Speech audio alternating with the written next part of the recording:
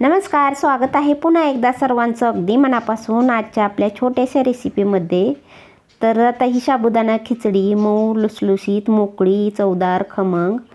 तर ही घरच्यांचा सगळ्यांचा उपवास असल्यामुळे मला करावी लागली, नाहीतर मी एकटीसाठी म्हटलं तर मग करते कशी बशी तरी पंधरवाडी एकादशीसाठी आणि खाते। तर आता हे सगळ्यांचा उपवास म्हणल्यावर थोडंसं व्यवस्थित करावं लागतं। तर आता इथं माझी करून झालेली आहे आणि आता ही तर मी देवाला अगोदर नैवेद्य दाखवते आणि मग हे सगळ्यांना घरच्यांना देते। तर इथं पापड्या पण तळून घेतलेल्या आहेत आणि चला मग आता मी कशी केली एकदम सहज सोप्या पद्धतीने हे तुम्हाला दाखवणार आहे। तर इथं मी ना 5 तास अगोदर साबुदाणा भिजायला घातलेला आणि आता ही मोकळा करून घेतलेला आहे। शेंगदाणे घेतलेले आहेत, तर एवढे शेंगदाणे नाही वापरणार, बटाटे 2 आणि हिरव्या मिरच्या।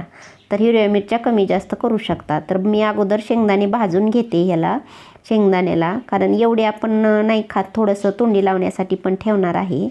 तर कमी गॅस करून भाजून ठेवलं तर शेंगदाणे भाजेपर्यंत इथं बटाटा आणि हिरवी मिरची कापून घेणार आहे मी। तर शेंगदाणे मधून मधून हलवत राहायचं, नाहीतर मग एकाच साईडला डाग लागतात। तर शेंगदाणे भाजून झालेले आहेत आणि इकडं बटाटा आणि हिरवी मिरची पण मी भाजत कापून घेतलेली आहे। आणि आता गॅस मी बंद करून टाकते आणि थोडंसं थंड शेंगदाणं होऊन देते आणि थंड झाल्यानंतर मग मी जेवढं पाहिजे तेवढं मी कूट करून घेणार आहे शेंगदाण्याचं। तर असं शेंगदाण्याचं कूट असं करायचं, जास्त बारीक नाही करायचं, जास्त मोठं नाही, मध्यम ठेवायचं। तर आता इथं तेल वापरते मी, तेल शेंगदाण्याचं आहे त्यामुळे तेलाच्या ऐवजी तुम्ही तूप पण वापरू शकता। मी थोडंसं पण तूप पण थोडंसं वापरणार आहे। तेल गरम झालं की त्यात मी हिरवी मिरची टाकून घेते अगोदर आणि नंतर मग बटाटा टाकून घ्यायचं आणि त्याच्यात थोडंसं परतून घ्यायचं, कारण बटाटाबरोबर पण हिरवी मिरची परतली जाणार। तर चांगलं मधून मधून हलवत राहायचं आणि बटाटा परतत आहे तोपर्यंत मी थोडंसं तूप पण वापरते। तर तूप आवडत असेल तर वापरू शकता, पूर्ण तुपात पण छान लागते, पण तूप टाकल्यानंतर खिचडी एकदम मऊ होते आणि दिवसभर थंड जरी झाली तरी मऊ राहते, त्यामुळे तूप टाकायचं कधीही। तर बटाटा असं लाल मऊ झालं ना, दाबून बघायचं उलटण्याने की मऊ झालं का, चिरतंय का नाही ते। आणि त्यानंतर मग इथं साबुदाणा घेतलेला आहे मी, तर साबुदाणा मी सगळाच टाकणार आहे, थोडासा खाली मोकळा नव्हता म्हणून मी साईडला ठेवलेला, नंतर वापरते। शेंगदाण्याचं कूट टाकून घेतलेलं आहे आणि सगळं मिक्स केल्यानंतर मग राहिलेलं शेंगदाण्याचं कूट आणि साबुदाणा पण मी टाकून घेतलेला आहे।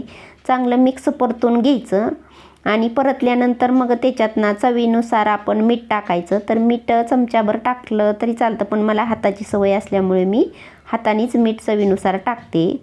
आणि त्यानंतर मग आता हिरवी मिरची कमी वाटत होती, जरा कमी तिखटपणा, त्यामुळं मग मी थोडंसं अजून 1 छोटा चमचा लाल मिरची पावडर, जी प्लेन मिरची पावडर असते ना ती वापरते मी इथं, म्हणजे चांगली चटकमटक होईल या पद्धतीने। तर चांगलं मिक्स करून हलवून घ्यायचं मधून मधून आणि लगेच नाही झाकण ठेवायचं, थोडंसं वाफरलं की मग झाकून ठेवायचं। 2-3 वेळा चांगलं मिक्स करून हलवून घ्यायचं आणि त्यानंतर मग झाकण ठेवायचं आणि झाकल्यानंतर 5 मिनिटांनी परत एकदा उघडून चांगलं परत एकदा मिक्स करून घ्यायचं। मस्त कमी गॅस करायचा, गॅस फुल करायचा नाही, एकदम छान मऊ अशी लुसलुशीत होते ही खिचडी।